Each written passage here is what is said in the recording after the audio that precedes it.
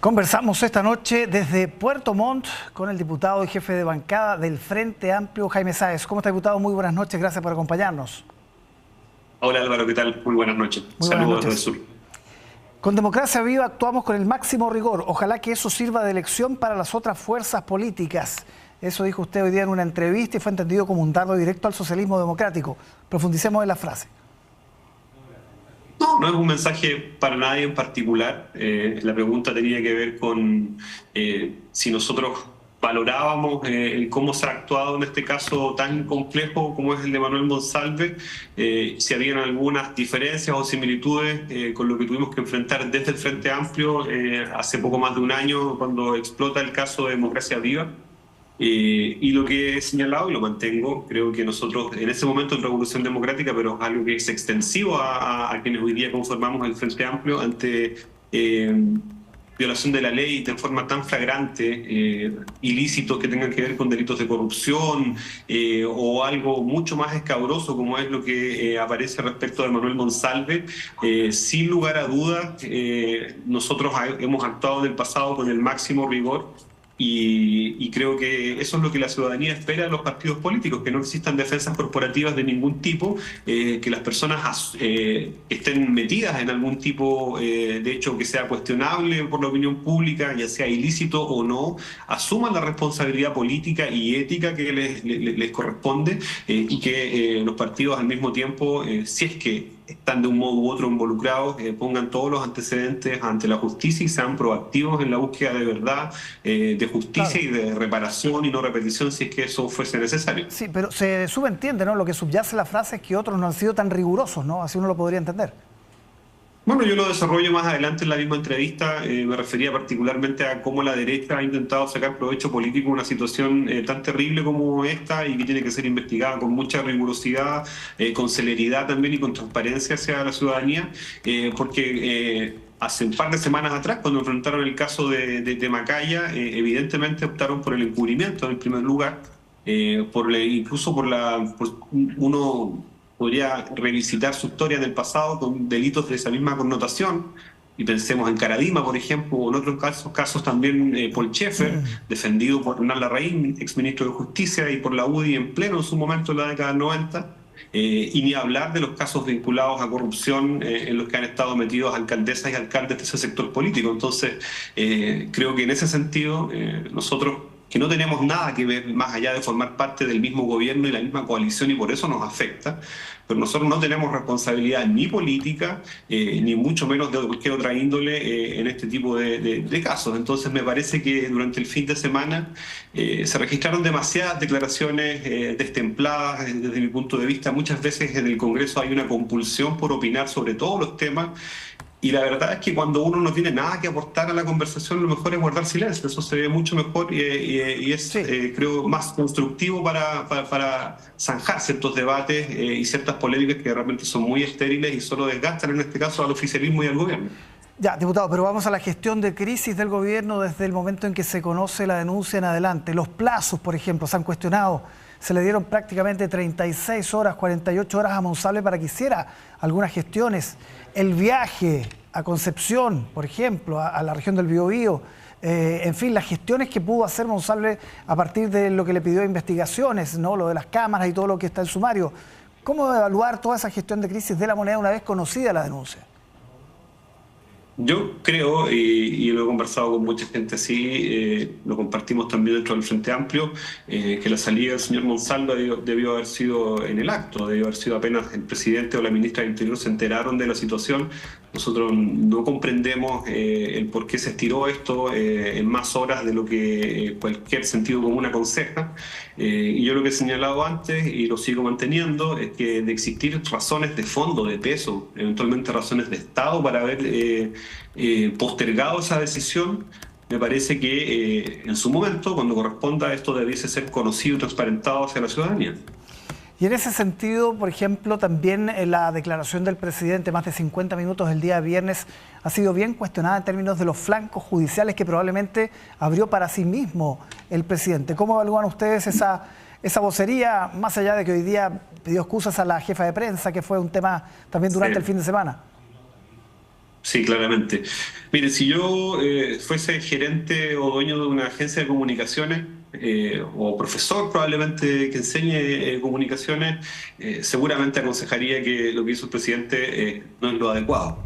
Pero desde la perspectiva de un ciudadano que ha crecido en este país, acostumbrándose a cómo distintos políticos rehuyen los temas, se esconden muchas veces y no enfrentan con rigor y con suficiente transparencia los aspectos determinados hechos, por más demoledores que estos puedan ser.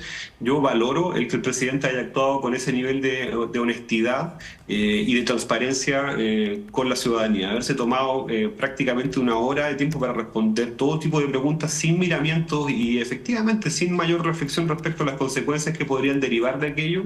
A mí me parece que también puede ser mirado desde el punto de vista de la honestidad, del valor de la transparencia y de la valentía del jefe de Estado para poder enfrentarse a todos los micrófonos y a todo el país en una situación en extremo difícil. Claro, aunque eso más adelante signifique que tenga que ir a declarar, por ejemplo, por qué no denunció cuando se enteró de la violación o por qué no se alarmó cuando el mismo Monsalve le dice que habían revisado las cámaras. Mire, no sería el primer presidente de la República en la historia reciente de nuestro país que tienen que concurrir ante la justicia y el presidente de la República tendrá que hacerlo en caso de ser requerido como cualquier ciudadano de Chile y yo no tengo ninguna duda de que lo va a hacer sin ningún problema, que es lo que corresponde.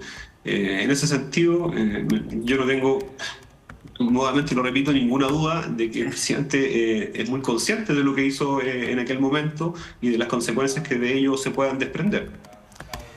Hablemos también de la ministra Toá, que nuevamente está en la mira, había zafado exitosamente hace poco de una acusación constitucional, pero los dardos incluso dentro del oficialismo están sobre ella en términos de cómo manejó las primeras horas, sobre todo del caso Monsalve, y de cómo de alguna manera, dicen los más críticos, protegió incluso a Monsalve en esas 36 o 40 horas que Monsalve siguió en el cargo. ¿Qué piensa usted? Es difícil, yo creo que la ministra tiene hartas cosas que explicar todavía.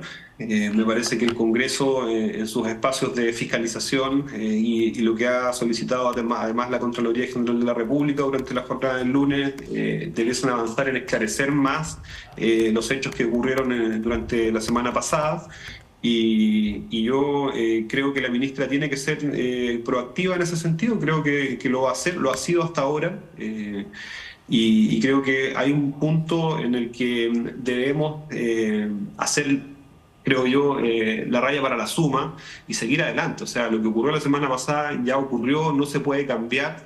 En adelante el gobierno tiene desafíos de enorme trascendencia, particularmente la ley de presupuesto y algunos proyectos de ley que son importantes para el país, como el de financiamiento de la educación superior y sobre todo también recientemente el proyecto de nombramientos en el sistema judicial, que creo que son cuestiones súper urgentes y al mismo tiempo los partidos que componemos el oficialismo tenemos un gran desafío este fin de semana en las elecciones regionales y municipales. Y nosotros tenemos que ser capaces de pensar en Chile por sobre todas las cosas. Y lo que ocurrió la semana pasada tiene que seguir su cauce. Monsalve tendrá que aclarar todo ante la justicia y será la justicia la que dictamine y la que esclarezca los hechos.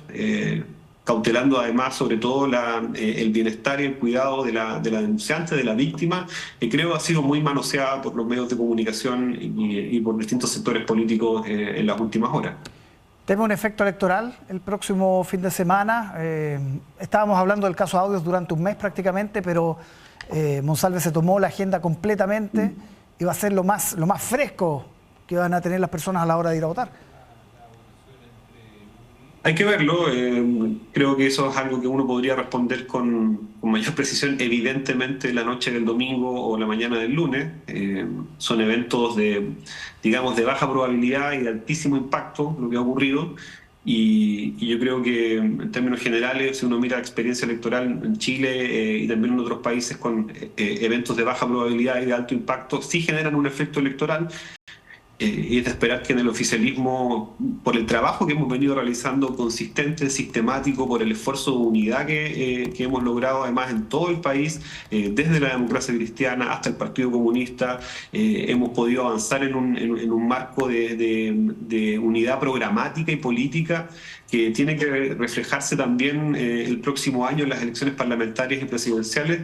Y nosotros, particularmente en el Frente Amplio, estamos centrados en el ejercicio de ser gobierno, en hablarle al país, en hacernos cargo de los problemas que tenemos hoy día en Chile, de ser un actor que esté contribuyendo a las soluciones que el país demanda, tanto en materia de seguridad, en materia económica, en materias sociales. Y la verdad es que este caso yo preferiría que siga el conducto que debe seguir a través de la justicia y de la investigación especializada de las policías, y el resto deberíamos dedicarnos a nuestro trabajo y no hacer de opinólogos, porque en realidad para eso no nos pagan.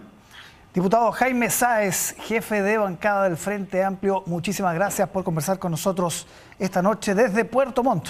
Que esté muy bien, ¿ah? Un gusto, Álvaro. Que tenga buena noche. Buenas noches.